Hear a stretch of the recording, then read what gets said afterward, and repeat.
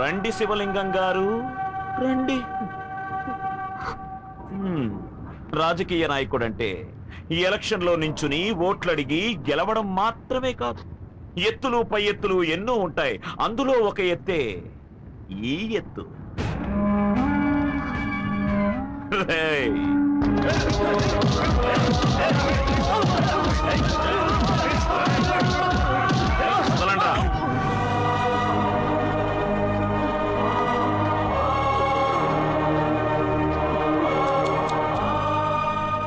ఈ ఎలక్షన్స్ లో నిలబడి ఓడిపోయినందువల్ల నీకు మెంటల్ ఎక్కింది.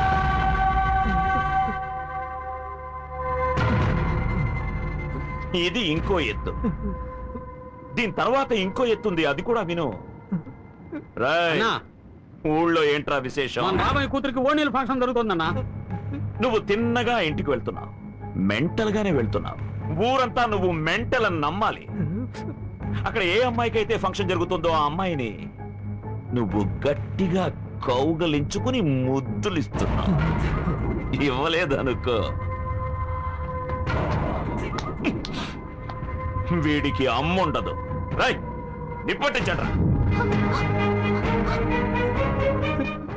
వీళ్ళనేం చేయకండి, మీరు చెప్పినట్టే చేస్తాను. ఈ ఎపిసోడ్ కి నేనే డైరెక్టర్. యాక్టింగ్ అవార్డు వచ్చే లెవెల్కి ఉండాలి.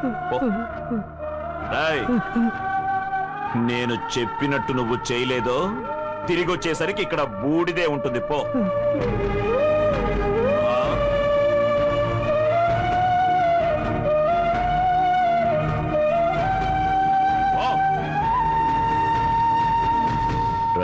అన్నయ్య, మీరు ఆ ఫంక్షన్కి వెళ్ళి పబ్లిక్ లా కలిసి వాడిని లేపేయండి.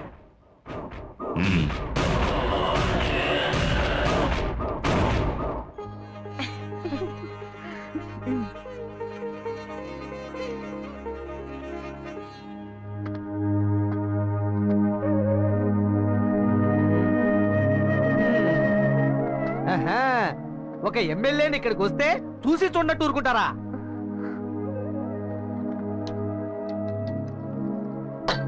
ఈ ఏరియా ఎమ్మెల్యేని వస్తే ఒక పోస్టర్ లేదు, ఒక కట్అవుట్ లేదు, ఒక వినయ్ లేదు, ఒక శాల్వా లేదు, ఒక పూల మాల కూడా లేదు. ఏంటే ఎన్నికల్లో ఓడిపోయి పిచ్చాడైపోయినట్టున్నాడు. ఒబామా గారు పిలిచారు, నేను వెళ్ళలేదు. మన్మోహన్ సింగ్ గారు ఢిల్లీ ఫంక్షన్ కి పిలిచారు, వెళ్ళలేదు. మీకు గౌరవం ఇచ్చిందని ఇక్కడికి వచ్చి ఎక్స్ట్రా ఫంక్షన్ చేసేది. ఏమే వీడికి ఎన్నికల అవసరం అంటే చూడు, పిచ్చి బాగా ముద్రిపోయింది. అయ్యో. Hello, mike testing 1 2 3 4. Hello hello hello. ఈ మహాసభకి నన్ను కూడా ఇన్వైట్ చేసినందుకు ఎంతో సంతోషపడుతున్నాను. పుష్పవతి అయిన కారణంగా మహాత్మా గాంధీ గారిని నేను కలిశాను. అప్పుడు ఆయన ఏమన్నారు?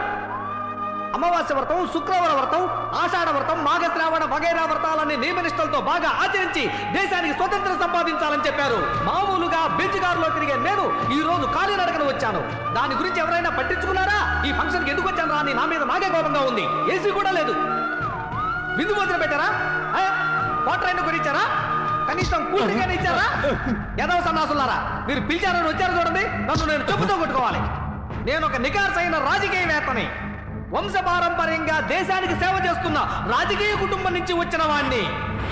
నన్ను ఓడించేందుకు ఇక్కడ కుట్ర జరుగుతోంది. నాకెదురుగా నిలబెట్టి లొల్లి చేస్తున్నారు ఇక్కడ రాజకీయ.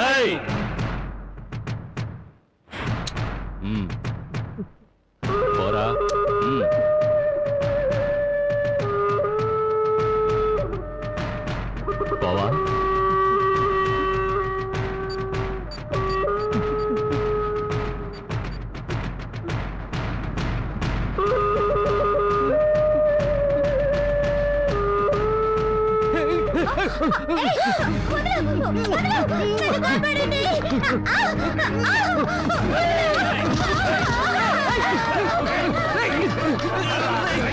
ఎవరా మీరు?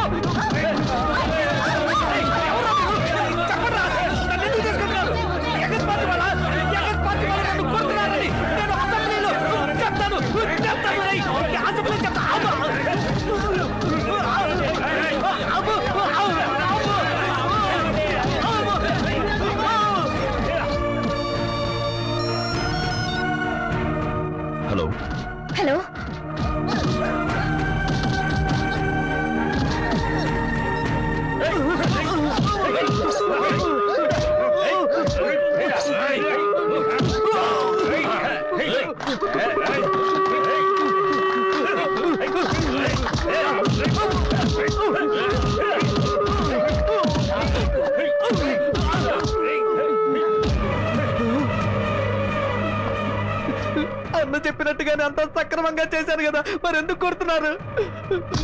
నేను కూడా అన్నయ్య చెప్పినట్టుగా చేయాలిగా మరి.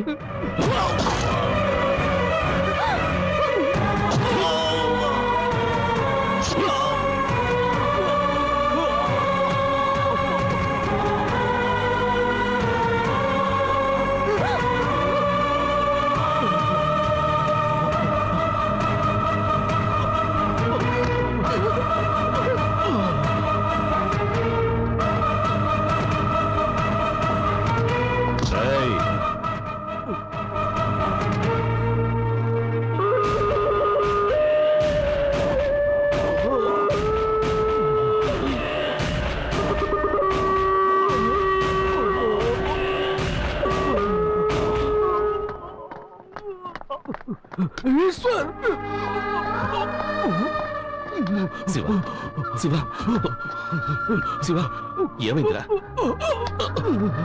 ఎవరైనా అంబులెన్స్ ఫోన్ చేయండి. హలో ఈశ్వర్, నా చావు గురించి దిగులు పట్టలేదు. ఆ ఎమ్మెల్యే నన్ను పిచ్చివాడి చేసి హత్య చేశాడు. అన్నిటికీ కారణం ఎమ్మెల్యేనే. నా భార్య బిడ్డలు ఎత్తుకెళ్ళి చెల్లెలంటే అమ్మాయికి నా చేత ముద్దు పెట్టించాడు. ఇప్పుడు ఆ పాప కూడా మూట కట్టుకున్నాను. ఈశ్వర్, ఇది కలికాలం. రెండు కళ్ళు మూసుకొని ధ్యానంలోనే ఉండకు. దుర్మార్గం నశించాలంటే నువ్వు త్రినేత్రుడివి కావాలి. త్రినేత్రుడివి కావాలి. శివ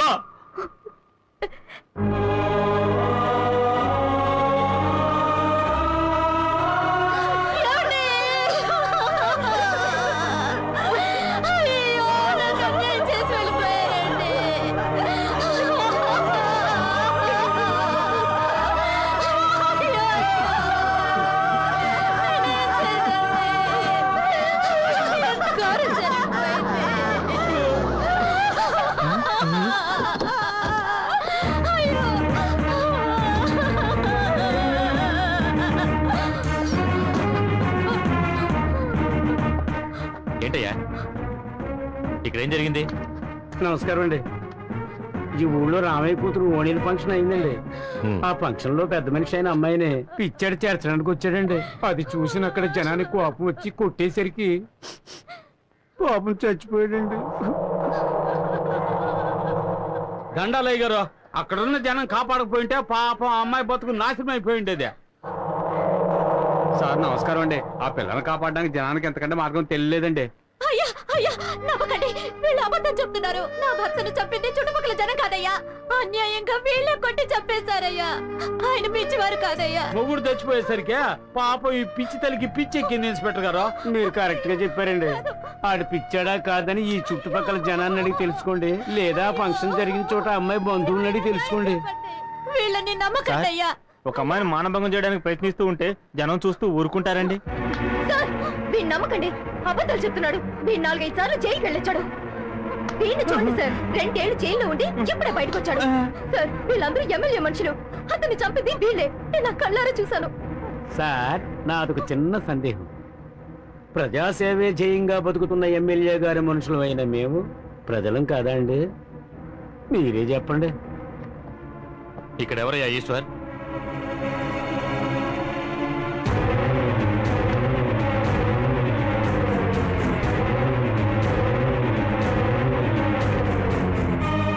నువ్వేనా ఈశ్వర్? అవును. నువ్వేనా పోలీస్ స్టేషన్కి ఫోన్ చేసింది? సరే, నువ్వు నిజం చెప్పు. ఇక్కడ ఏం జరిగింది? చనిపోయిన శివలింగం నా ఫ్రెండే. ఆ ఎమ్మెల్యే భుజంగం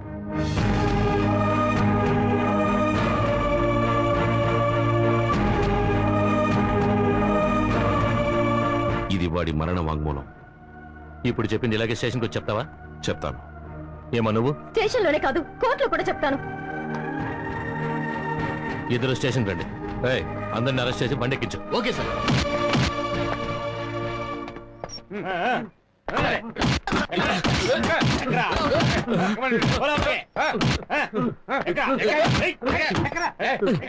సార్ ఏ ఆధారం లేకుండా మమ్మల్ని ఎందుకు అరెస్ట్ చేస్తున్నారు? ఆధారం గీధారం అన్నావంటే తాట తీస్తా. ఏంటి చూద్దాం. నాకేదో చెప్తావా? ఎక్కు. ఆ అమ్మాయి చెప్పింది నిజమని ప్రూవ్ అయిందో ఏ కీలు కాకీలు విరిచేస్తాను, జాగ్రత్త. నాకేదో చెప్తా, ఒళ్ళో పొడి చేస్తాను. పోనివయ్యా.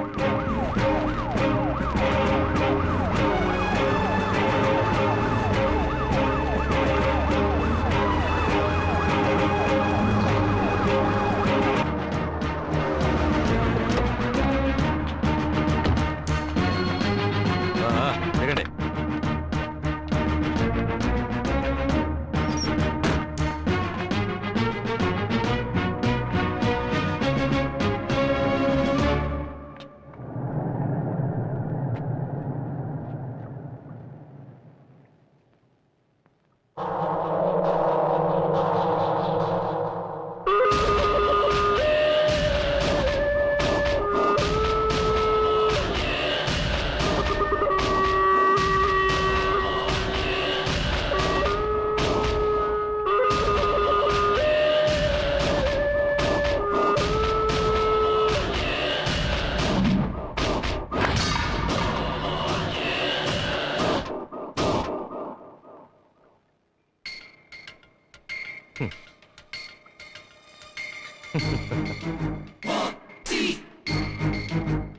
ఎక్కడో చూసినట్టుందే.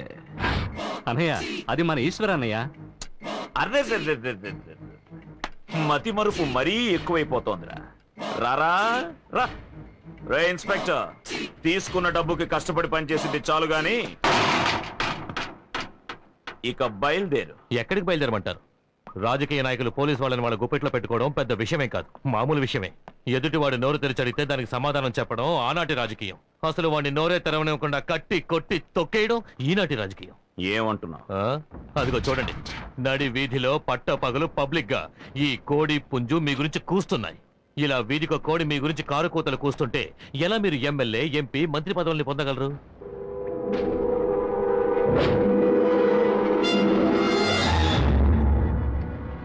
ఇలా చూడండి, ఈ 2 కోళ్ళని మీకు అప్పగించేశాను. వీటితో మీరు జింజర్ చికెన్ చేసుకున్నా సరే, చిల్లీ చికెన్ చేసుకున్నా సరే, చికెన్ 65 చేసుకున్నా సరే, లేక చక్కగా వేపుకు తిన్నా సరే, అది మీ ఇష్టం. నీ డ్యూటీ నువ్వు చేసావు, నా డ్యూటీ మిగిలింది. ఇక నువ్వు వెళ్ళొచ్చు.